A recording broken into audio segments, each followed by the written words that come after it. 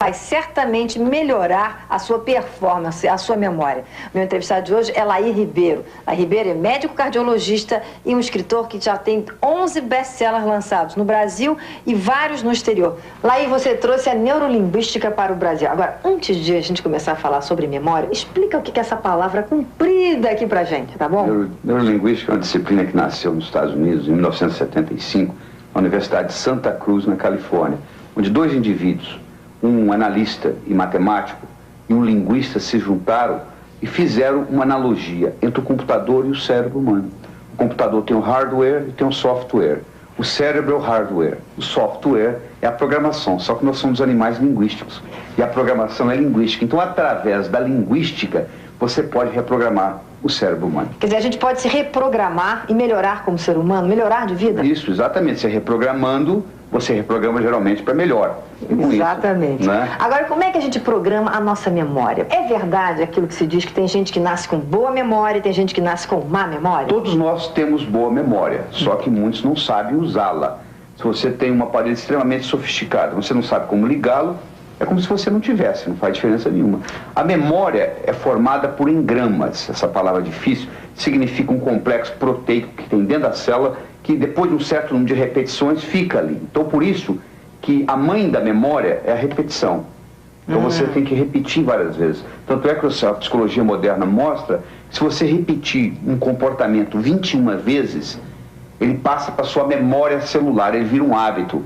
Ninguém precisa se motivar a escovar dente de manhã. Você levanta e escova, porque faz parte da sua memória muscular, da sua memória celular, escovar dente. Quer dizer, você ter uma boa memória, você tem que criar uma boa memória? Você tem que...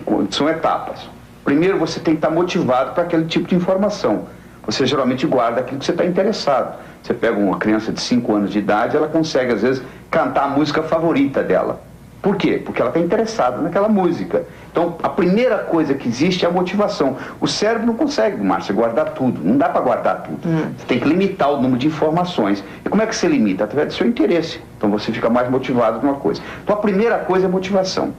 A segunda coisa das pessoas que têm, entre aspas, boa memória, elas são capazes de usar mnemônicos, são artifícios. Por exemplo, se eu disser para você, 30 dias tem abril, junho, setembro, novembro. De 28 só a 1, todos os mais 31, eu acabei de dar para você todos os números de dias dos meses do ano.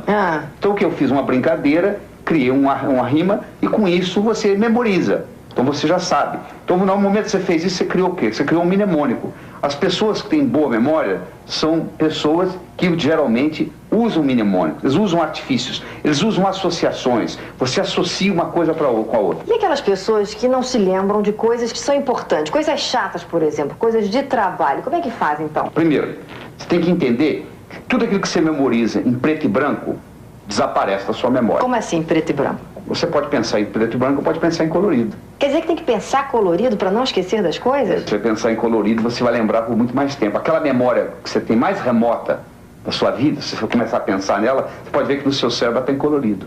Por isso que ela ficou. Segundo, aquela memória que você tem antiga, você pode checar no seu cérebro, ela está em movimento. Ela não está na forma de slide, ela está na forma de filme.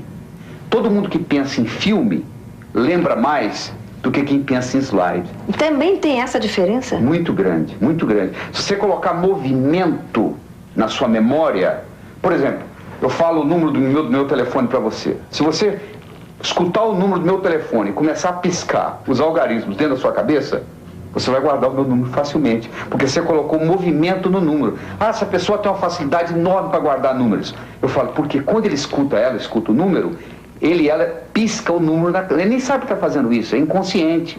A pessoa nem se dá conta, mas as pessoas que memorizam bem, elas colocam movimento. Então, às vezes, você não lembra de uma coisa, onde é que está meu relógio? Aí você entra no quarto onde você colocou o relógio, na mesma hora vem na memória, não vem? Vem. Porque o contexto voltou. Então, eu ensino para o estudante o seguinte, você está fazendo a prova no vestibular. Você tem uma pergunta, você não consegue lembrar, você fecha os olhos, imagina onde foi que você estudou aquele assunto. Até na página do livro onde é que estava escrito? Exatamente. Quando ele volta na casa dele, onde ele estudou, na mesa, na mente, né? a memória volta, porque a memória depende do contexto. Então você está falando isso, eu vou mostrar aqui esse Como Passar no Vestibular, que é o último livro que ele está lançando agora, que você dá dicas sobre a memória. Tem 3 capítulos aí, só sobre memorização. Especialmente para quem quer passar em vestibular também. Esse livro foi feito, nós fizemos uma coletânea de conhecimento de 18 indivíduos que passaram em primeiro lugar no vestibular no ano de 96, respectivamente com seus professores e alguns vestibulandos, e fizemos um brainstorm, o que faz um aluno passar em primeiro lugar. O que faz um aluno passar em primeiro lugar, Laí? É uma combinação de 3 coisas. Primeiro, ele tem que ter autoconfiança. Você conhece muita gente que estudou, chegou na hora, deu branco, não passou. Tem que ter motivação, porque senão vai assistindo televisão e não estuda.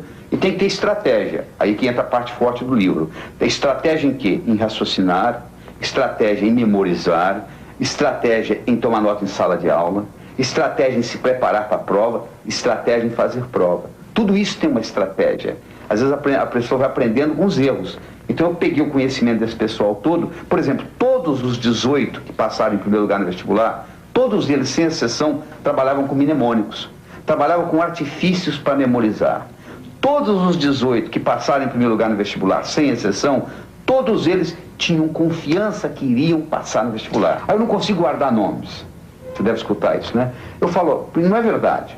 Primeiro, a maioria não escuta. Quando você é apresentado a alguém, o Franklin Roosevelt uma vez teve um café da manhã com 15 embaixadores.